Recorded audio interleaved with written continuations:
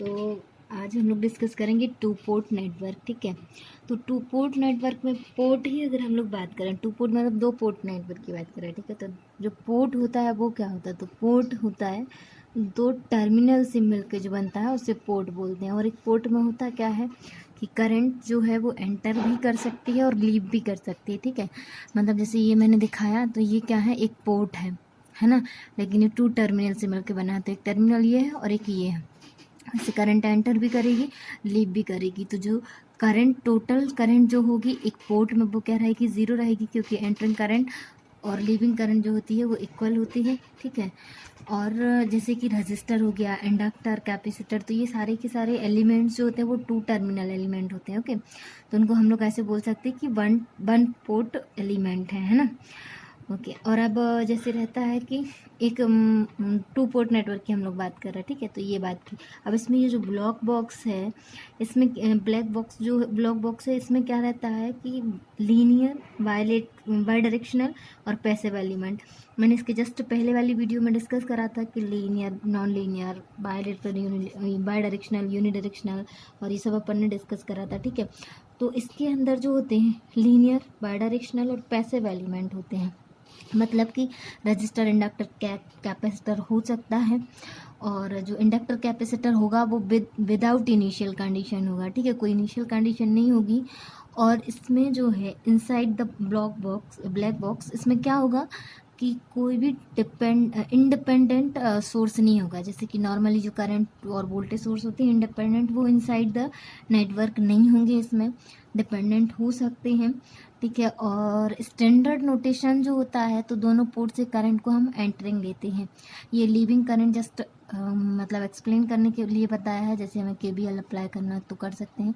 बाकी अगर standard notation की बात करें तो हम लोग जो दोनों पोर्ट से है करंट को एंटरिंग लेते हैं।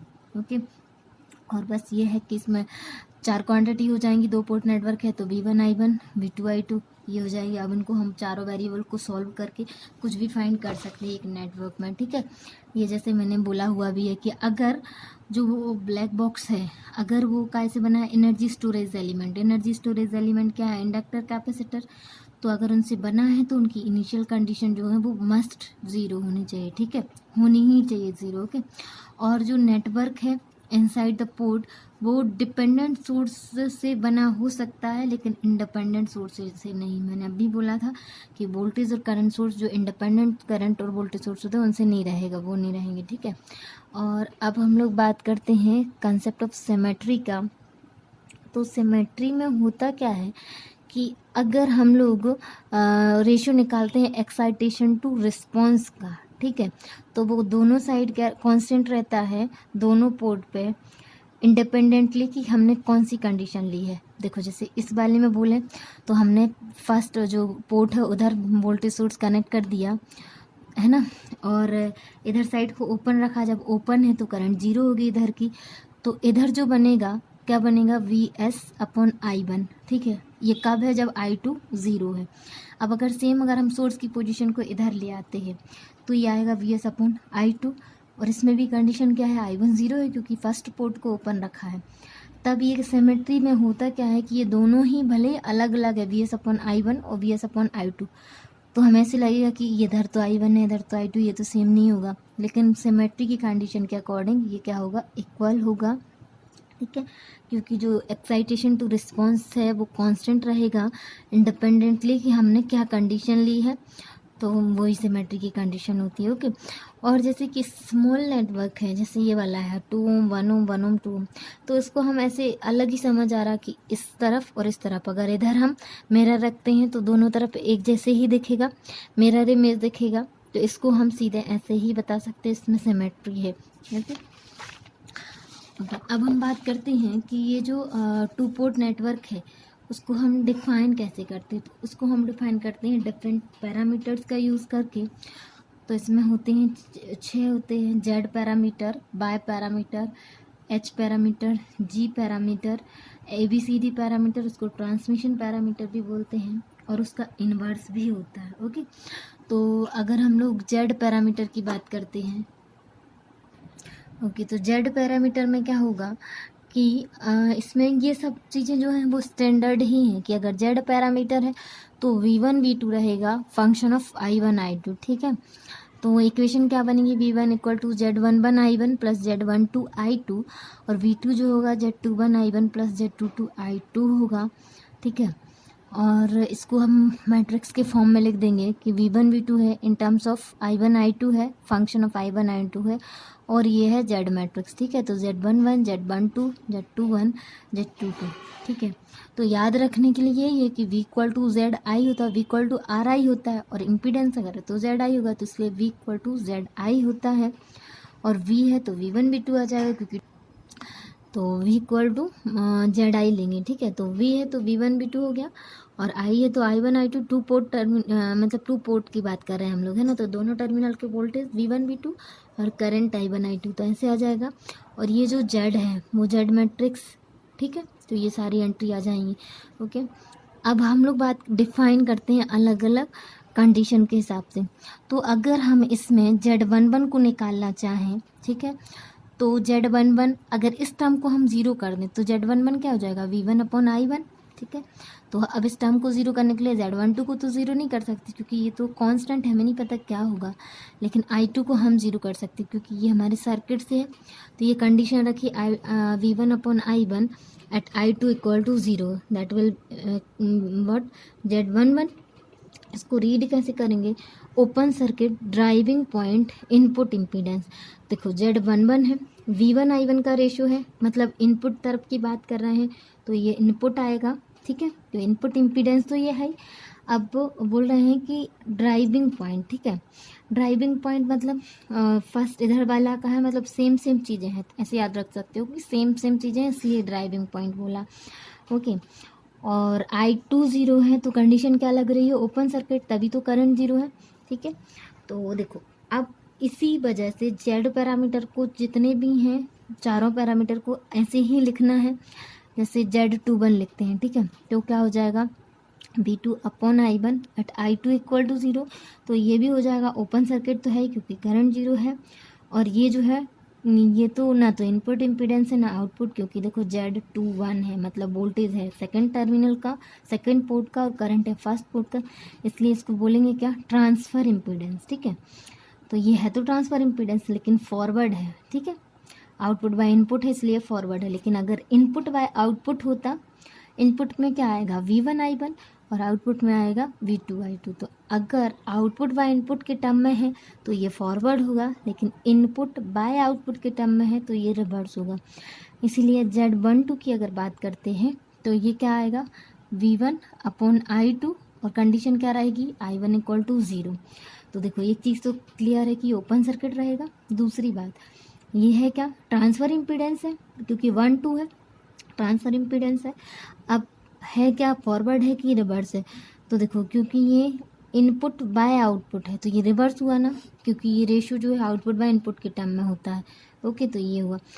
अब अगर Z22 की बात करें तो ये हो जाएगा V2 अपॉन I2, इसीलिए V2 अपॉन I2 कंडीशन है I1 इक्वल टू ज़ीरो। तो ये हुआ open circuit driving point output impedance, okay. अब देखो, अब इसको बार बार देखने की कोई ज़रूरत नहीं है, Z11 है, सिंपल सा है, जो Z होता है वो होता क्या है, V upon I, that's it, ठीक है। अब अगर Z11 बोला तो V1 अपॉन I1 आ जाएगा, Z21 बोला तो V2 अपॉन I1 आ जाएगा। ये वोल्टेज के लिए है, ये करंट के लिए है, बस, ठीक है। तो ये होता है इसमें, ये वोल्टेज के लिए है, नीचे वाला दोबारा वाला है वो करंट के लिए है। अब जैसे इधर ही हम लिख रहे हैं Z12 के लिए, तो क्या हो जाएगा, V1 अपॉन I2।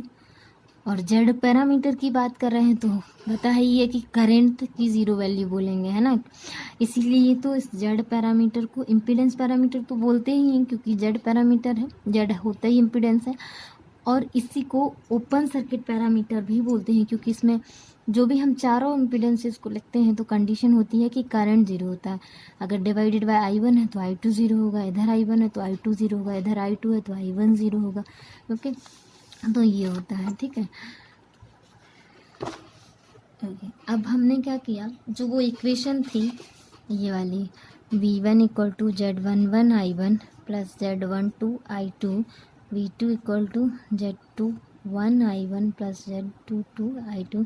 इस इक्वेशन के बेस्ड पे हमने सर्किट ड्रॉ किया, तो पहले हम इस इक्वेशन को ड्रॉ करेंगे, ठीक है। तो इसको मैं ड्रॉ करके ही बता देती हूँ। तो बात ये है, ये बोल रहे हैं, ठीक है। तो देखो इसको अगर हम ड्रॉ करेंगे, तो जैसे मैं ड्रॉ नहीं कर रही हूँ, अलग से इसमें दिखा देती हूँ, क्योंकि अगर हर चीज़ ऐसे ड्रॉ करूँगी तो डबल टाइम लगने लगेगा। तो देखो इसमें है क्या, V equal to I R अगर रहता है, जैसे V equal to I R रहता है, तो हम सिंपली इसको ऐसे नहीं ड्रॉ कर देते हैं। ये रजिस्टर हो गया, इसके क्रॉस का वोल्टेज भी है, I करंट है। अब इक्वेशन लिखेंगे तो क्या बन जाएगा, V minus V plus I R equal to 0। तो V equal to I R आ जाता है। सेम ऐसे ही है, V1 equal to Z11 I1। मतलब ये बोल रहे हैं, ये क्या है, ये सब वोल्टेज ही तो है ना। तो ये है कि ये बोल रहा है कि Z11 इम्पीडेंस से करंट I1 फ्लो हो रही है, तब ये वोल्टेज मिल रहा है। मतलब ये वोल्टेज ड्रॉप है Z11 इम्पीडेंस के अक्रॉस। तो मैंने ये बना दिया Z11 इम्पीडेंस, ठीक है। तो ये आ गया। अब आ जाएगा क्या, ये वाला। तो हमने देखा कि अगर हम फर्स्ट पोर्ट की बात कर रहे हैं, तो इसमें तो सिर्फ I1 करंट फ्लो होगी, V1 वोल्टेज सोर्स लगाइए और I1 करंट फ्लो होगी। अब ये I2 आ रहा, तो इससे क्या समझ आ रहा, मैंने आपको पहले भी बताया था कि दो टाइप के सोर्स होते हैं, डिपेंडेंट और इंडिपेंडेंट।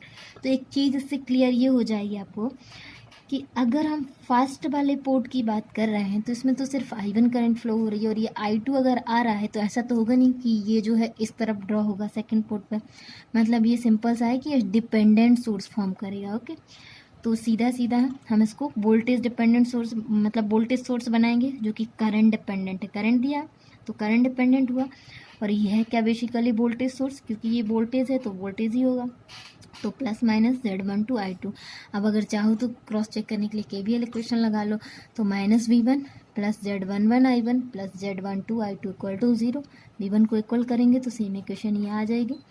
और ऐसे ही हम लोग इस सेकंड वाले पोर्ट पे भी ड्रॉ करेंगे।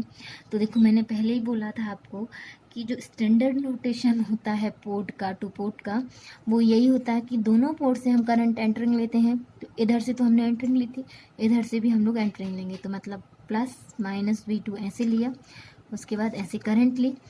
अब इसमें भी समझ आ जाएगा, ठीक है। अब देखो हम लोग को बात कर रहे हैं सेकेंड पोर्ट की, लेकिन ये करंट I1 है जो कि फर्स्ट पोर्ट में फ्लो हो रही है। मतलब सिंपल है कि ये भी डिपेंडेंट सोर्स है, और चूँकि ये वोल्टेज के इक्विवेलेंट है, तो ये भी कंफर्म है कि ये वोल्टेजेस ही होंगे। तो अब अगर करंट डिपेंडेंट है तो हम डिपेंडेंट सोर्स बनाएंगे, तो ये बन जाएगा प्लस माइनस Z21 I1, ठीक है। और ये वाला जो है ये सिंपल इम्पीडेंस है, क्योंकि V2 है, I2 है, तो सिंपल इम्पीडेंस है, तो Z22 इसमें से I2 फ्लो होगी, तो जो ड्रॉप होगा Z22 I2 हो जाएगा। अब इसमें भी क्रॉस चेक करने के लिए KVL लगाओगे, तो V2 equal to Z22 I2 plus Z21 I1। तो ये दोनों इक्वेशन मिल जाएंगे, ठीक है। ओके, ये हुआ जेड पैरामीटर। क्वेश्चंस करेंगे जब 6 के 6 पैरामीटर्स डिस्कस कर लेंगे। तो सेकंड पैरामीटर की बात करते हैं, बाय पैरामीटर, ठीक है। तो देखो जेड निकालते थे V बाय आई से, और जो y होता है वो होता है I by V। That is y जो होता है वो इन्वर्स ऑफ z होता है, ठीक है। तो अब याद रखने के लिए करना क्या है, जब हम z पैरामीटर लिखते थे तो v equal to Z I ऐसे लिखते थे ना, इसका मैट्रिक्स और इन दोनों का मैट्रिक्स। तो अब अगर y पैरामीटर की बात करेंगे तो कैसे लिखेंगे, i का matrix equal to y into V, ठीक है। तो z पैरामीटर के लिए याद रखना है v equal to Z I, और इस वाले के लिए y पैरामीटर के लिए याद रखना है i equal to Y V, ठीक है। तो देखो इसमें ये आ रहा I1 I2 है जो फंक्शन ऑफ V1 V2 है, ठीक है। तो अब आएगा क्या, I1 is equal to Y11 V1 plus Y12 V2, और I2 equal to Y21 V1 plus Y22 V2। बस इसको मैट्रिक्स की फॉर्म में इससे लिखा, ओके। अब हमने जैसे ओपन सर्किट के लिए लिखा था सारे पैरामीटर्स को, वैसे इसको भी लिखेंगे। तो जैसे मैंने उसमें बताया था कि जो पहले होता है वो पहले आ जाता है। मतलब अगर Z है तो वो अगर Z है तो रेशो है V बाय आई का, तो पहले जो आता है सफिक्स में, जैसे 2 1 है तो ये 2 हो जाएगा, ये 1 हो जाएगा। वैसे ही अगर हम y पैरामीटर की बात करेंगे तो ये 2 1 होगा, तो y होता क्या है I बाय V, तो I2 बाय V1 होगा, ठीक है। जैसे ये देखो I2/V1 है, और कंडीशन में ये है कि इन इक्वेशन से देख लेंगे। और वैसे भी जैसे जेड पैरामीटर को ओपन सर्किट बोलते हैं, ओपन सर्किट पैरामीटर, वैसे ही बाय पैरामीटर को शॉर्ट सर्किट पैरामीटर बोलते हैं। और बाय पैरामीटर होता है क्या है, एडमिटेंस, क्योंकि इन्वर्स ऑफ इम्पीडेंस एडमिटेंस होता है। तो ये शॉर्ट सर्किट पैरामीटर होते हैं। तो जैसे वहाँ पे करंट 0 होता था, यहाँ पर वोल्टेज 0 होगा। तो जैसे Y11 है तो I1/V1 आएगा, V2 0 रहेगा। अब बस याद ये रख लो कि अगर ये V1 नीचे है तो V2 0 होगा, इधर V2 है नीचे तो V1 0 होगा, ठीक है। अब जैसे हमने वहाँ पे लिखा था वैसे ही लिख देंगे। एक चीज़ Y11 है तो इनपुट एडमिटेंस आएगा, Y22 है तो आउटपुट एडमिटेंस आएगा। अब ये 21 है या 12 तो ट्रांसफर एडमिटेंस तो होंगे ही होंगे, बस देखना ही है। शॉर्ट सर्किट सब में आएगा क्योंकि कंडीशन ही है, वोल्टेज 0 रख रहा है, ठीक है। तो अगर Y11 है तो ये ड्राइविंग पॉइंट इनपुट एडमिटेंस होगा।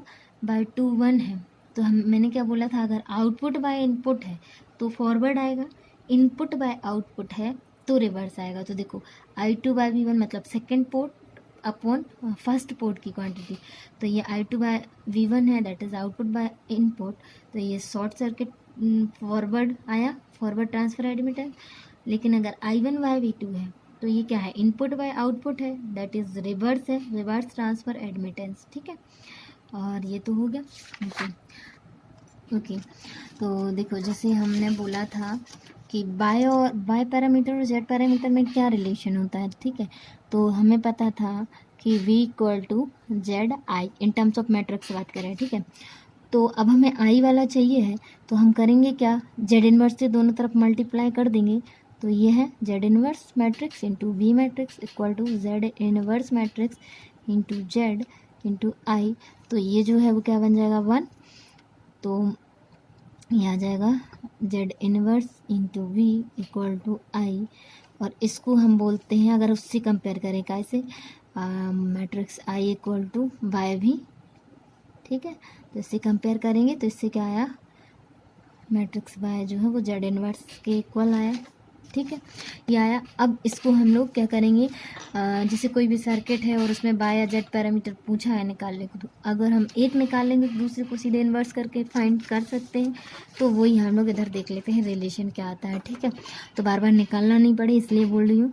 तो जैसे ये है तो सबको ही पता है कि इन्वर्स कैसे निकालते हैं मैट्रिक्स का, एडजॉइंट अपॉन डिटर्मिनेंट, ठीक है। तो एडजॉइंट निकालने के लिए 2:2 का है तो क्या करते हैं, इन दोनों की पोजीशंस को चेंज करते हैं और इन दोनों के साइन को चेंज करते हैं, ठीक है।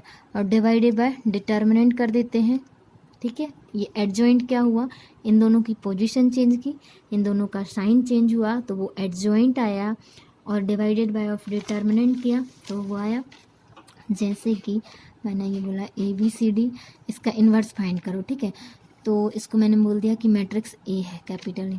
तो अगर मुझे मैट्रिक्स A का इन्वर्स फाइंड करना है तो मैं क्या करूँगी कि एडजॉइंट ऑफ A निकालूंगी, divided by of determinant of A निकालूंगी, तो होता ही है, ठीक है। तो अब एडजॉइंट निकालने के लिए क्या हो जाएगा कि इन दोनों की पोजीशंस चेंज होंगी, मतलब ये D ये A, इन दोनों के साइन चेंज होंगे, ओके।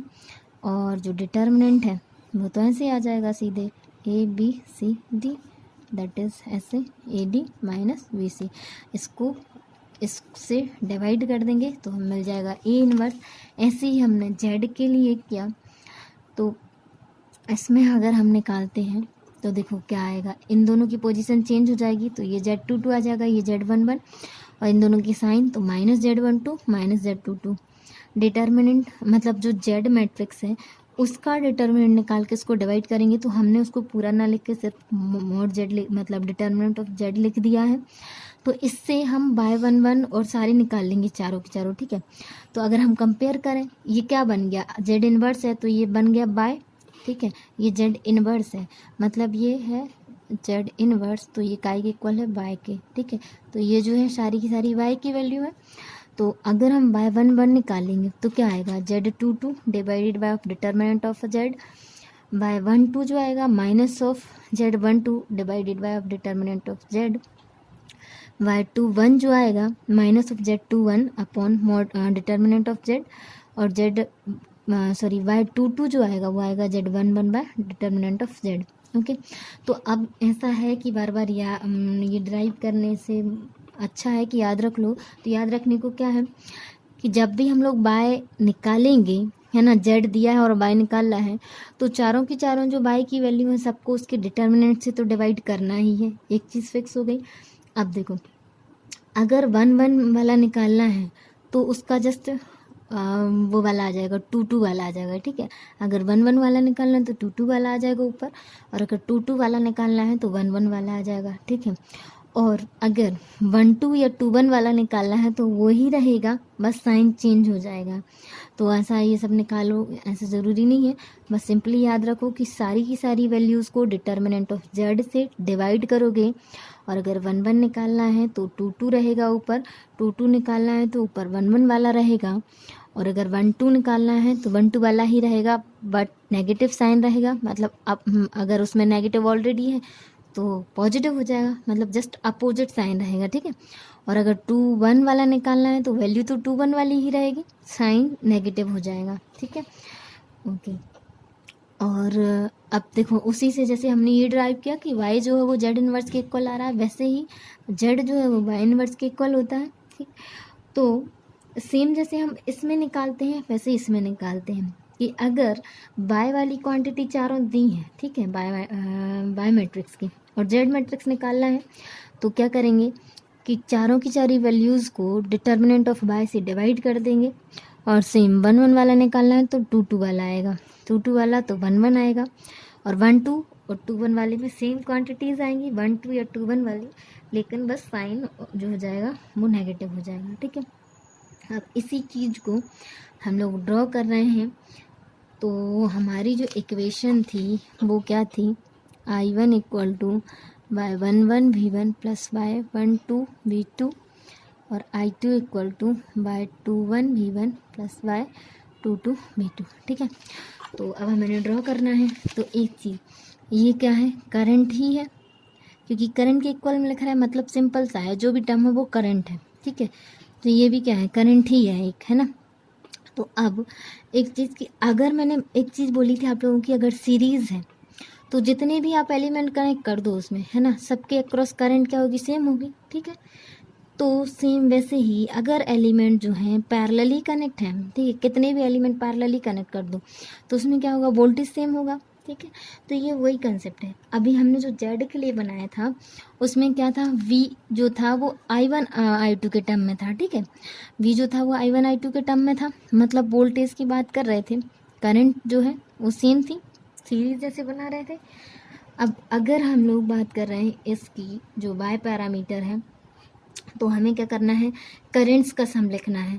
तो एक चीज़ ये है कि करेंट्स का सम लिखना है, मतलब वो क्या होगा, पैरेलल कनेक्शन होगा, क्योंकि अगर वोल्टेज का सम बोलता तो सीरीज कनेक्शन होता, उसमें करंट सेम होती है। करंट का सम बोल रहा है मतलब करंट डिफरेंट है, और करंट डिफरेंट है मतलब पैरेलल कनेक्शन की बात कर रहा। तो अब हम इसको ड्रॉ भी करेंगे तो पैरेलली ही ड्रॉ करेंगे। जैसे देखो, I1 है, उसमें से मैंने मान लिया कि एक I1 डैश करंट फ्लो हो रही है और I1 double dash current flow हो रही है, ठीक है। और ये I2 डैश और I2 डबल डैश, मैंने इसको नाम दे दिया, ठीक है। तो जो I1 है वो है क्या, बेसिकली एक ब्रांच, कुछ भी बना लो, ठीक है, और ये दूसरी ब्रांच, तो ये है I1, और इसमें से I1 डैश और I1 डबल डैश इनका सम है, ठीक है। तो अब ये चीज़ तो कन्फर्म हुई कि दो ब्रांचेस बनानी है पैरेलल में, तब ये बन पाएगा। तो V1 है, I1 फ्लो हो रहा है, ठीक है। ये जो पोर्ट का वोल्टेज है वो क्या है, V1 है, और I1 उससे फ्लो हो रहा है। अब पहली करंट जा रही इस वाली ब्रांच में जो कि हमने I1 डैश ली है, और वो है क्या, y11 V1। तो देखो, अगर हमने वोल्टेज प्लस माइनस V1 ले लिया तो इसके क्रॉस वोल्टेज तो V1 है ही, ठीक है। तो I जो होगा बाय V होगा, तो बस y11 और लिख देंगे। तो जो I1 डैश आएगा वो क्या आ जाएगा, y11 V1, ठीक है। सेम ऐसे ही एक और चीज़ देखो, अब हम लोग बात कर रहे हैं करंट की, तो ये तो कंफर्म है कि ये करंट है, ठीक है, लेकिन ये इसमें वोल्टेज दे रखा और वो भी दूसरे पोर्ट का, हम तो बात कर रहे हैं फर्स्ट पोर्ट की। तो अगर V1 होता तो हमारे लिए इजी होता, हम एक और एडमिटेंस बना देते, ठीक है। लेकिन ये V2 है, मतलब सेकंड पोर्ट का वोल्टेज है, सेकंड पोर्ट का वोल्टेज है, मतलब ये कौन से सोर्स की बात कर रहा होगा, डिपेंडेंट सोर्स की, ठीक है। तो ये डिपेंडेंट सोर्स की बात कर रहा है, तो हम इधर पर डिपेंडेंट सोर्स। और एक और हम लोग पहले ही आइडेंटिफाई कर चुके हैं कि ये करंट है ना, जो कि वोल्टेज डिपेंडेंट करंट है, ठीक है। तो हम इसको करंट सोर्स से रिप्रेजेंट करेंगे, ठीक। अब एक और चीज़, एक डाउट ये आएगा कि इसका एरो डाउनवर्ड क्यों लिया, अपवर्ड भी ले सकते थे।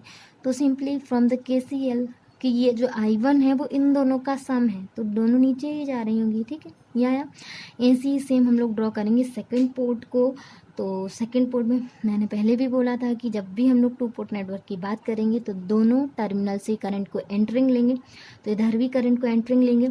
अब इसमें हम लोग जब लिखेंगे तो देखो ये तो सिंपली ड्रॉप ही है, मतलब कि वायर 2 है, उसमें से उसके अक्रॉस वोल्टेज V2 है, तो current I2 double dash flow हो रही है, ठीक है। तो ये बना दिया।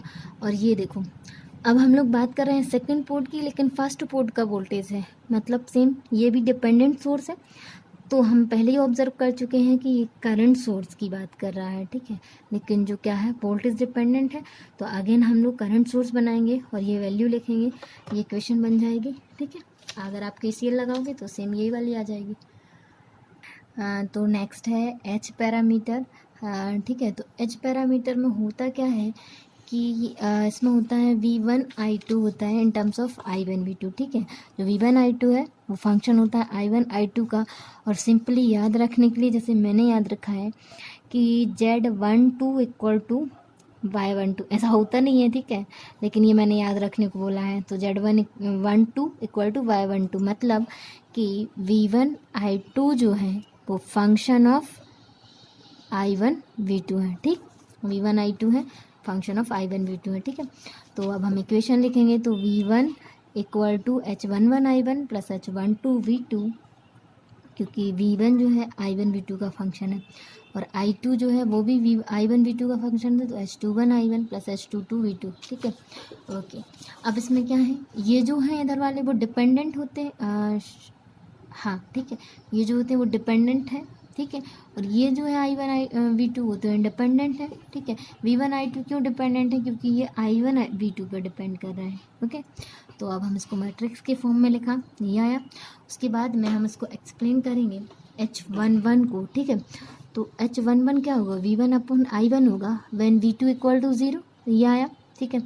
अब ये ऐसा है तो ये है क्या, बेसिकली Z11 जैसे है ना, लग रहा है कि Z11 जैसे है, लेकिन एक चीज़ याद रखना कि Z11 अगर होता तो उसमें करंट की ज़ीरो की बात कर रहे होते, अब वोल्टेज की ज़ीरो की बात कर रहे हैं। तो एक चीज़ तो कंफर्म है कि ये शॉर्ट सर्किट से रिलेटेड है, ओके। तो इसलिए हम इसको इस टर्म में ना लिख के इसके इन्वर्स में लिखेंगे तो वो Y11 के फॉर्म में बन जाएगा, क्योंकि शॉर्ट सर्किट की बात कर रहा है। मतलब एक चीज़ हमें क्लिक करेगी दिमाग में कि जो शॉर्ट सर्किट पैरामीटर्स होते हैं, बाय पैरामीटर्स, उससे रिलेटेड है। तो Z11 को हमने ऐसे इन्वर्सली लिख लिया 1/Y11, ठीक है। तो ये शॉर्ट सर्किट हो गया। अब 11 फर्स्ट पोर्ट की बात करें तो ड्राइविंग पॉइंट हुआ और इनपुट इम्पीडेंस हुआ, ठीक है। इम्पीडेंस क्यों, क्योंकि VY है, ओके। अब ऐसे ही हम लोग बात करते हैं H21 की। तो H21 जो होगा वो क्या होगा, H21 ये रहा, ठीक है। I1 when V2 equal to 0, तो ये भी शॉर्ट सर्किट क्योंकि वोल्टेज 0 है। और अब ये करंट का रेशियो है तो ये करंट गेन होगा। और मैंने पहले ही बोला था कि अगर आउटपुट वाई इनपुट है, ठीक है, आउटपुट पोर्ट की क्वांटिटी अपन इनपुट पोर्ट की क्वांटिटी, तो ये फॉरवर्ड होगा। तो ये हुआ क्या, short circuit forward current gain, ठीक है, short circuit forward current gain. अब हम बात करते हैं H12 की। ये रहा H12, ये है V1 अपॉन V2 होगा जब I1 क्या है 0 है। अब I 0 है, दैट इज़ ओपन सर्किट। अब input port upon output port वाली क्वांटिटी है, मतलब रिवर्स हुआ, और वोल्टेज इसका रेशियो है तो वोल्टेज गेन हुआ। तो ये हुआ क्या, open circuit reverse voltage gain, okay. अब हम लोग बात करते हैं H22 की, ठीक है। तो H22 क्या होगा, I2 upon V2 when I1 equal to 0, ये आया, ओके, ये आया। तो अब इसको भी हम इन्वर्स के फॉर्म में लिखेंगे, क्योंकि ये I1 0 है तो हमें इसको ओपन सर्किट बोलना है, बोलेंगे क्योंकि करंट 0 है तो ओपन सर्किट है, ओपन सर्किट है तो इसको हमें इन टर्म्स ऑफ Z लिखना है, क्योंकि Z पैरामीटर को ही हम लोग ओपन सर्किट पैरामीटर बोलते हैं। तो इसे हमने इन्वर्स में लिखा, तो ये 1/Z22 आया। तो ये बना क्या, ओपन सर्किट तो है ही। अब सेकेंड पोर्ट का है तो ड्राइविंग पॉइंट हुआ, आउटपुट एडमिटेंस, ओके डन। अब इसको हम लोग ड्रॉ करेंगे। तो अब जैसे वहाँ पे हमने ड्रॉ किया था, अब सिंपली वैसे ही कर लेंगे। देखो अगर V है तो V है तो ये भी V भी ही होंगे, मतलब ये वोल्टेजेस ही होंगे दोनों। तो इससे सिंपली समझ आ रहा है कि इम्पीडेंस के जैसे होगा, क्योंकि I है तो V इक्वल टू अगर IR होता है तो इम्पीडेंस के जैसे ही होगा ना, Z1 H11। तो जस्ट हमने एक इम्पीडेंस को लिया, ठीक है, और प्लस माइनस V1 लिया, I1 फ्लो हो रहा है, ये H11 आ गया। और अब इधर दिख रहा है, जैसे मैंने पहले भी एक्सप्लेन किया था कि वोल्टेज दिख रहा है ऑलरेडी, और इसमें जो है ये ऑलरेडी ये पूरा वोल्टेज सोर्स ही जैसे ही है, ठीक है। तो ये वोल्टेज डिपेंडेंट वोल्टेज सोर्स है, क्योंकि ये V2 है और हम लोग बात कर रहे हैं फर्स्ट वाले पोर्ट की, और वोल्टेज है सेकेंड तरफ के पोर्ट का। तो मतलब ये डिपेंडेंट सोर्स है, तो डिपेंडेंट सोर्स को मैंने पहले बताया था आपको कैसे ही ड्रॉ करते हैं, तो ये ड्रॉ किया। और वोल्टेज है, वोल्टेज सोर्स है, तो plus minus V2 H12 V2 आ जाएगा। अब हम लोग बात करेंगे सेकंड पोर्ट की। तो सेकंड पोर्ट पे I2 की बात करें, मतलब ये पैरेलल ब्रांचेस होंगी, क्योंकि ये सम ऑफ I ही है। ये एक I2 डैश है, ये I2 डबल डैश है, ठीक है, जैसे अभी बाय पैरामीटर में बात की थी मैंने, तो वैसे ही है। तो एक बनेगा ये डिपेंडेंट सोर्स, ठीक है। फर्स्ट पोर्ट की करंट है, तो मतलब है तो ये करंट सोर्स ही, लेकिन ये करंट डिपेंडेंट है, वो भी फर्स्ट पोर्ट की। तो ये बनेगा ऐसे करंट सोर्स H21 I1, ठीक है। और ये जो है H22 बनेगा, ठीक है। अब इसको मैंने महू में रिप्रेजेंट स्पेसिफाई क्यों किया, क्योंकि अगर हम इधर से निकालते हैं तो ये बेसिकली है क्या, आई बाय भी है ना, आई बाय भी है, मतलब ये सीधा सीधा बाय के जैसे है ना, एडमिटेंस के जैसे है। भले ही हमने उसको Z22 के टर्म में लिखा है, लेकिन है तो क्या, H22 1/Z22 है, मतलब ये है तो बेसिकली एक क्या, बाय ही ना, एडमिटेंस ही है, इसलिए इसकी यूनिट जो है वो महू है, ठीक है। ओम की इन्वर्स होती है महू, इम्पीडेंस की यूनिट तो ओम होती है, लेकिन उसका इन्वर्स इसलिए महू ही, ठीक है। तो ये भी आ गया। ओके फ्रेंड्स, इसके आगे हम लोग बाद में कंटिन्यू करेंगे। बाकी अब तक मैंने जो भी टॉपिक डिस्कस किए उसमें कुछ भी डाउट हो तो आप प्लीज़ कमेंट कीजिएगा, मैं डेफिनेटली रिस्पॉन्स दूंगी। और वीडियो पसंद आया हो तो प्लीज़ लाइक करें, शेयर करें और चैनल को सब्सक्राइब करें। Thank you.